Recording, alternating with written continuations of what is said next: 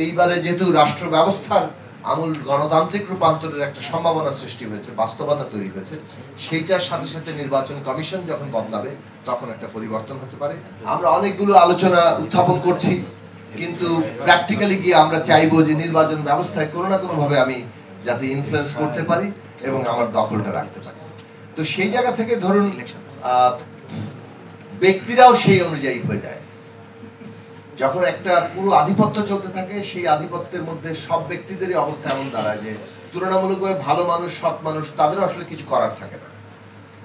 তো সে কারণে আমাদের প্রস্তাবের জায়গা ছিল যে রাষ্ট্র ব্যবস্থা যদি, যেটা ঠিক একটু আগে যেটা বলা হয়েছে, যে রাষ্ট্র ব্যবস্থার যদি বদল না ঘটে, আলাদা করে নির্বাচন কমিশন ঠিক হতে পারবে না। একটা নির্বাচন কমিশন, ভালো নির্বাচন কমিশন দেওয়া হলো, তিনি একটা ভালো নির্বাচন আয়োজন করতে পারবেন, এটা একেবারেই মানে অসম্ভব একটা ব্যাপার।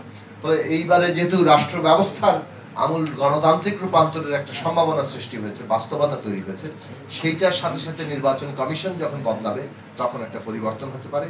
আমাদের প্রস্তাব হচ্ছে যে সাংবিধানিক কমিশন এর মাধ্যমে নির্বাচন কমিশনের নিয়োগ দিতে হবে এবং এই সাংবিধানিক কমিশনে প্রধানমন্ত্রী, সংসদের প্রধানমন্ত্রী, নির্বাচিত প্রধানমন্ত্রী, নির্বাচিত বিরোধী দলের নেতা এবং সুপ্রিম কোর্টের চিফ জাস্টিস, এই তিনজন অথবা তাদের প্রতিনিধিত্বের মাধ্যমে এখানে একটা কনস্টিটিউশনাল কমিশন গঠিত হবে, যে কনস্টিটিউশনাল কমিশন এই ইলেকশন কমিশনের অ্যাপয়েন্টমেন্ট দেবে।